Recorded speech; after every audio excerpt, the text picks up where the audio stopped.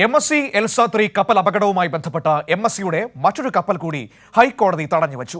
MScയുടെ polo 2 വിഴിഞ്ഞം വിടരുത് എന്നാണ് നിർദ്ദേശം. 73.5 ലക്ഷം നഷ്ടപരിഹാരം തേടി കശുവണ്ടി ഇറക്കുമതിക്കാർ നൽകിയ ഹർജിയിലാണ് നടപടി. വിവരങ്ങളുമായി ഉമേഷ് ചേരുകയാണ്. ഉമേഷ്, ഈ കഴിഞ്ഞ ദിവസമാണ് MSc മാനസ ഇതുപോലെ വിഴിഞ്ഞത്ത് തടഞ്ഞിടാനും നഷ്ടപരിഹാരം കെട്ടിവെക്കാനും കോടതി നിർദ്ദേശിച്ചത്. തുടർന്ന് MSc കപ്പൽ ഉടമകൾ നഷ്ടപരിഹാരം കെട്ടിവച്ചതിന് ശേഷമാണ് ആ കപ്പലിന് തീരം വിടാൻ കഴിഞ്ഞത്.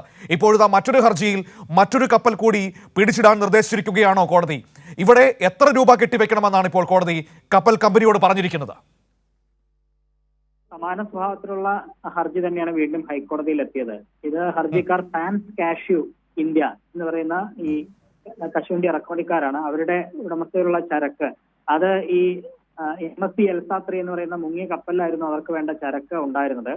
ആ ചരക്കുമായി വരുന്ന സമയത്താണ് MSc എൽസ മുങ്ങിയത്. ഇത് യഥാർത്ഥത്തിൽ തൂത്തുക്കുടിയിലാണ് ഇറക്കേണ്ടിയിരുന്നത്. തൂത്തുക്കുടിയിലാണ് ഇവർക്ക് ആവശ്യമുള്ള ചരക്ക് ഇറക്കേണ്ടിയിരുന്നത്. എന്നാൽ അതിനു മുൻപ് തന്നെ കപ്പൽ മുങ്ങിപ്പോയി. അതുകൊണ്ട് വലിയ നഷ്ടം സംഭവിച്ചു. അവർ പറയുന്നത് 73.5 ലക്ഷം രൂപ അവർക്ക് നഷ്ടം സംഭവിച്ചു എന്നാണ്. അതുകൊണ്ട് ഈ നഷ്ടപരിഹാരം തേടിയാണ് ഇവർ ഹൈക്കോടതിയിൽ ഹർജി നൽകിയത്. ആ ഹർജി പരിഗണിച്ച ഹൈക്കോടതി ഒരു ഇടക്കാല ഉത്തരവ് നൽകിയിരിക്കുകയാണ്. ആ ഉത്തരവിലാണ് MScയുടെ മറ്റൊരു കപ്പലായ ഈ മെഡിറ്ററേനിയൻ ഷിപ്പിംഗ് കമ്പനിയുടെ മറ്റൊരു കപ്പൽ ഇപ്പോൾ തടഞ്ഞു വെക്കാൻ, അത് MSc പോളോ 2 എന്ന് പറയുന്ന കപ്പൽ, അത് നിലവിൽ വിഴിഞ്ഞത്തുണ്ട്.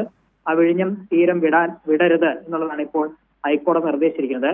ഒപ്പം 73.5 ലക്ഷം രൂപ കെട്ടിവെക്കണം എന്നും ഹൈക്കോടതി ഇപ്പോൾ ഇടക്കാല ഉത്തരവിൽ നിർദ്ദേശിച്ചിരിക്കുകയാണ്. ശരി, ഉമേഷ് കൊച്ചിയിൽ നിന്ന് വിവരങ്ങൾ നൽകിയത്.